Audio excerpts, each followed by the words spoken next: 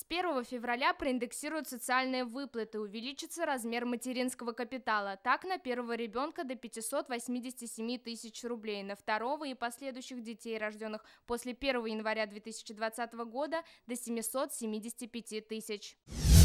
Минимальный размер пособия по уходу за ребенком вырастет до 8,5 тысяч рублей. Единовременная выплата при рождении ребенка до 23 тысяч. Пособие участникам ликвидации аварии на Чернобыльской АЭС до 3,5. Выплаты кавалерам 3 степеней Ордена Славы, Героям Советского Союза и России увеличатся до 83,5 тысяч рублей. Выплаты Героям Труда до 61 тысячи.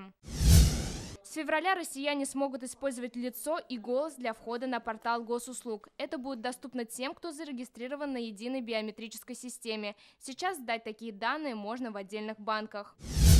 С 1 февраля направить согласие на медико-социальную экспертизу, а также ее проведение можно будет в электронном виде через портал госуслуги.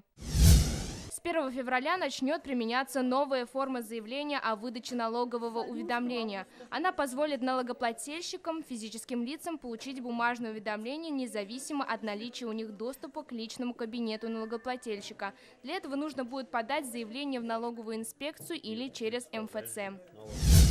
С 1 февраля по решению Минтранса России на 30 копеек вырастет тариф «Платон». За километр теперь придется платить 2 рубля 84 копейки. С начала нового месяца операторов связи будут штрафовать за отсутствие устойчивого интернета. Юридическим лицам грозит до 50 тысяч рублей. Лилия Бнеева, ТНВ.